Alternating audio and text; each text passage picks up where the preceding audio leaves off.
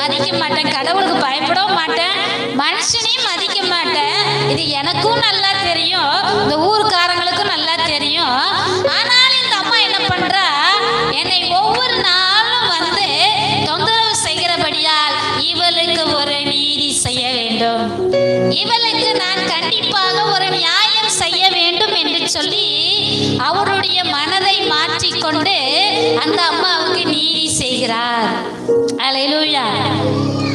அதுல அடுத்த வசனத்துல பாருங்க, 5ஆம் வசனத்துல, இந்த விதவை என்னை எப்பொழுதும் தொந்தரவு செய்கிறபடினால் இவள் அடிக்கடி வந்து என்னை அலட்டாதபடி இவளுக்கு நியாயம் செய்ய வேண்டும் என்று தனக்குள்ளே சொல்லிக் கொண்டான் என்றார். அடுத்த வசனத்துல சொல்லப்பட்டிருக்கு, பின்னும் கர்த்தர் அவர்களை நோக்கி, அநீதியுள்ள அந்த நியாயாதிபதி சொன்னதை சிந்தித்து பாருங்கள். அந்தபடியே தேவன் தம்மை நோக்கி இரவும் பகலும் தம்மால் தெரிந்து கொள்ளப்பட்டவர்களின் விஷயத்தில் நீடிய பொறுமையுள்ளவராயிருந்து அவர்களுக்கு நியாயம் செய்யாமல் இருப்பாரோ, சீக்கிரத்திலே அவர்களுக்கு நியாயம் செய்வார்.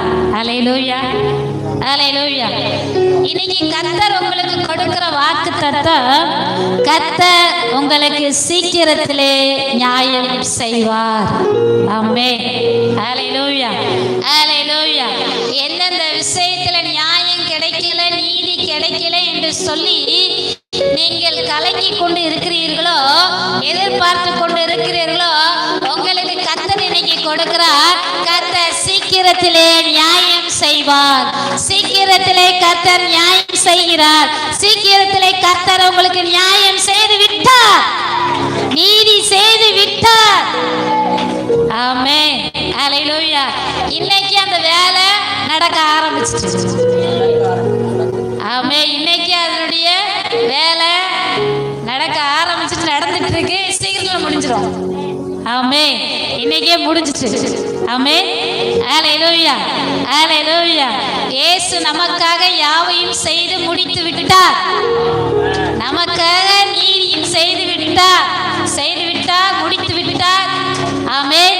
அல்லேலூயா, அல்லேலூயா. நிச்சயமாகவே முடிவு உண்டு, உன் நம்பிக்கை வீண் போகாது. கர்த்தர் உங்க விஷயத்துல நீதி செய்துட்டார், நீதி செஞ்சிட்டாரு. சொல்லுவோமா, கர்த்தர் என் விஷயத்துல எனக்கு நீதி செய்து விட்டார், எனக்கு கர்த்தர் நியாயம் செய்து விட்டார். ஆமென். கர்த்தர் எனக்காக வழக்காடி விட்டார், எனக்காக கர்த்தர் ஜெயத்தை தந்து விட்டார். கர்த்தர் என் பட்சத்தில் இருக்கிறார், கர்த்தர் என் பட்சத்தில் இருந்து எனக்காக யாவையும் செய்து முடித்து விட்டார். முடித்த தேவனுக்கு நான் நன்றி செலுத்துகிறேன். அல்லேலூயா, அல்லேலூயா, அல்லேலூயா. ஆமென். அப்படிப்பட்ட அநீதியுள்ள நியாயாதிபதியே நியாயம் செய்து விட்டார் என்று சொன்னால் நம்முடைய தேவன் எப்போதும் நீதியுள்ள நியாயாதிபதி. அல்லேலூயா. நம்மை நோக்கி கூப்பிடுகிற பிள்ளைகளுக்கு அவர் எப்பொழுதும் நீதி செய்கிறவராகவும் நியாயம் செய்கிறவராகவுமே இருக்கிறார். ஆமென். அல்லேலூயா. ஆனா நம்ம என்ன செய்யணும், சோர்ந்து போயிடக்கூடாது. சோர்ந்து போகாம எப்போதும் அவரை நோக்கி பார்க்கிற அந்த அனுபவம் நமக்குள்ள இருக்க வேண்டும். அல்லேலூயா, அல்லேலூயா. கொஞ்ச நாளை பார்த்துட்டு ஐயா எனக்கு ஒண்ணுமே நடக்கலையே என்று சொல்லி சோர்ந்து போய்விடக்கூடாது. கர்த்தர் என் கூட இருக்கிறாரு, நான் ஆராதிக்கிற தேவன் நீதியுள்ள நியாயாதிபதி, நிச்சயமா எனக்காக நீதி செய்வார், நிச்சயமா எனக்காக நியாயம் செய்வார் என்று சொல்லி நம்ம என்ன செய்யணுமா, விசுவாசத்தோட அவரை நோக்கி பார்த்து கொண்டே இருக்க வேண்டும்.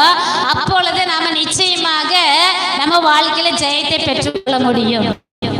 அல்லேலூயா, அல்லேலூயா. நம்முடைய தேவன் எப்படிப்பட்ட தேவன், அவர் நீதியுள்ள தேவன். ஆமென்.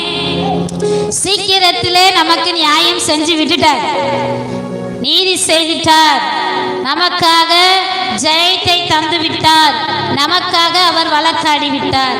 இப்பொழுது சங்கீத 4 திருப்பிக் கொள்வோம்.